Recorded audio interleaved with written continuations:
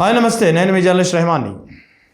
ఆంధ్రప్రదేశ్లో ముఖ్యంగా Rayalaseema lift irrigation విషయంలో కూటమి ప్రభుత్వ నేతలు, ముఖ్యంగా సాక్షాత్తు ముఖ్యమంత్రి చంద్రబాబు నాయుడు సహా అటు మంత్రి నిమ్మల రామానాయుడు వీరంతా చేస్తున్నటువంటి ప్రకటనలు కానీ వ్యాఖ్యానాలు కానీ చూస్తుంటే అసలు ఇంత వరస్ట్ సిచ్యువేషన్ ఎక్కడా ఉండదేమో అనిపిస్తుంది.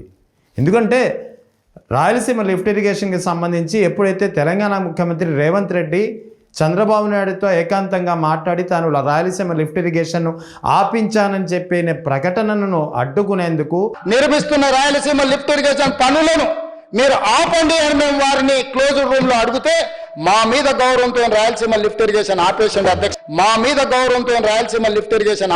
అధ్యక్ష ఆ ప్రకటనకు కౌంటర్ ఇచ్చేందుకు ఎన్ని పడరాని పాటలు పడుతున్నారంటే ఆఖరికి మంత్రి నిమ్మల రామానాయుడు వచ్చి అసలు రాయలసీమ లిఫ్ట్ ఇరిగేషన్ నిష్ప్రయోజనం, దానివల్ల ప్రయోజనమే లేదంటాడు ఆయన. ఆ బొక్కడం కోసం తీసుకొచ్చాడు, అర్థం కానిటువంటి పరిస్థితి. మరోవైపు చంద్రబాబు నాయుడు సాక్షాత్తు ముఖ్యమంత్రి 40 సంవత్సరాల అనుభవం ఉందంటూ చెప్పుకుంటారు, ప్రాజెక్టులన్నీ తానే కట్టానని చెప్పుకుంటారు, తనకు ఆ ఇరిగేషన్ శాఖపై అపారమైన అనుభవం ఉందని చెప్పుకునే వ్యక్తి చేసినటువంటి వ్యాఖ్యలు చూస్తుంటే ఇంకా చాలా విడ్డూరం కలుగుతుంది. ముఖ్యంగా ఆయన చేసినటువంటి వ్యాఖ్యలు అంతా ఇంత కావు. 22 టీఎంసీలు ఏవైతే ఇప్పుడు రాయలసీమ లిఫ్ట్ ఇరిగేషన్ సంబంధించి శ్రీశైలం నుంచి మన వాటా కింద, ఐపీ వాటా కింద వస్తున్నాయో ఆ 22 టీఎంసీల వాటర్ని ఆఫ్టర్ ఆల్ అంటున్నారు ఆయన. ఏంటి దానివల్ల 20 టీఎంసీ నీళ్ళు ఏమైపోతుంది? 20 టీఎంసీ నీళ్ళు ఏమైపోతుంది? అసలు టీఎంసీ అంటే వాటర్ ఎంతో మీకు తెలుసా? అసలు టీఎంసీ అంటే 1000 మిలియన్ క్యూబిక్ పర్ ఫీట్.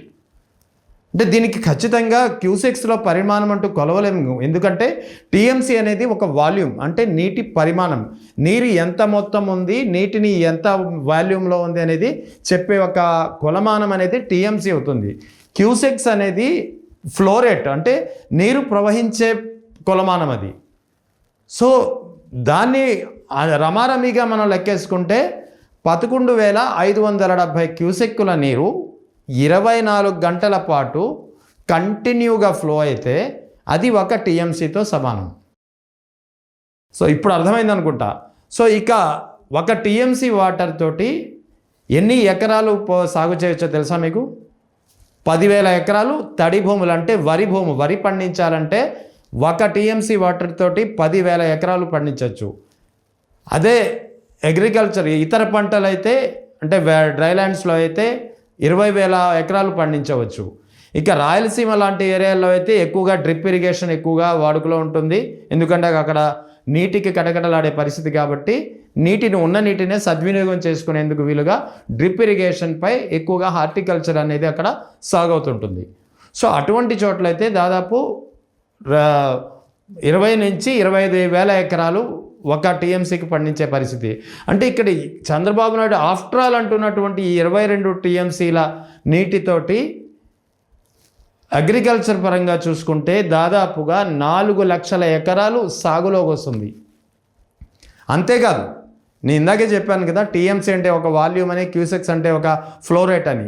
ఈ టీఎంసీ ఆఫ్ వాటర్ కానీ దానికి ఈక్వల్ ఉన్నటువంటి flow rate of 11,570 cusecs per day continue flow of water ఎప్పుడైతే వెళ్తుందో ఆ ప్రాంతంలో భూగర్భ జలాలు కూడా విపరీతంగా పెరుగుతాయి.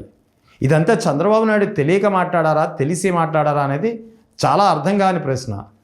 ఎందుకని ఒక టీఎంసీ వాటర్ కోసమే ఎప్పుడైతే Chandrababu Naidu after all 22 TMC అని ఎప్పుడైతే అన్నారో అదే సమయంలో మరో ప్రాంతంలో ఏపీలో ఆయన కొడుకు నారా లోకేష్ ఒక టీఎంసీ కోసం యుద్ధాలు జరుగుతున్నాయి, 10 టీఎంసీల కోసం 2 దేశాల మధ్య యుద్ధాలు జరుగుతున్నాయని చెప్తూ వ్యాఖ్యానాలు చేశారు.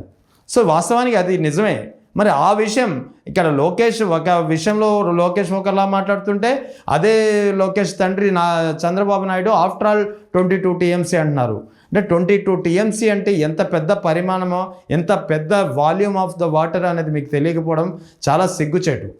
40 సంవత్సరాల అనుభవం ఉందని చెప్పుకునే చంద్రబాబు నాయుడు ఇలాంటి వ్యాఖ్యలు చేస్తుంటే అసలు రాయలసీమ లిఫ్ట్ ఇరిగేషన్కు నిష్ప్రయోజనం అంటూ మంత్రి నిమ్మల రామానాయుడు చెప్తుంటే ఏం చేయాలో తెలియని పరిస్థితి.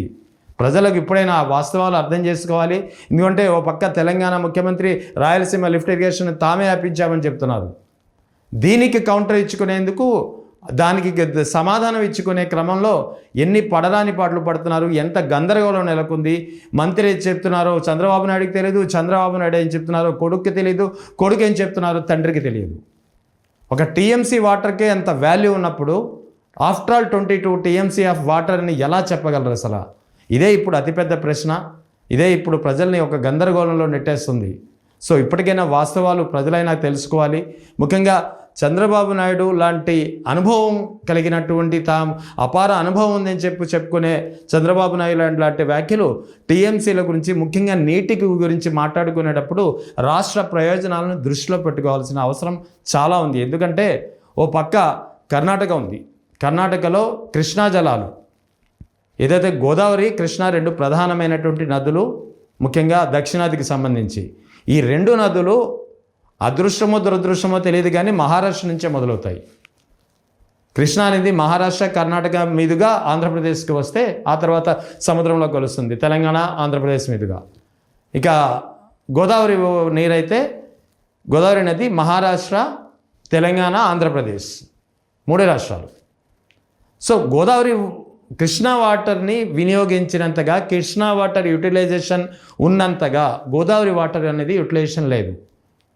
సో అటువంటప్పుడు కృష్ణా వాటర్ని maximum last drop of the water వరకు అటు మహారాష్ట్ర పైన ఉన్నటువంటి రాష్ట్రాలు, మహారాష్ట్ర కానీ ఇప్పుడు తెలంగాణ కానీ కర్ణాటక కానీ మొత్తం తోడుపడేస్తున్నాయి. అటువంటప్పుడు ఉన్న వాటర్ని ఏదైతే అలాట్మెంట్ మనకి కేటాయింపులు ఉన్నాయో ఆ అలాట్మెంట్ని ఖచ్చితంగా పూర్తిగా సద్వినియోగం చేసుకునే దిశగా ప్రయత్నించాల్సి ఉంటుంది.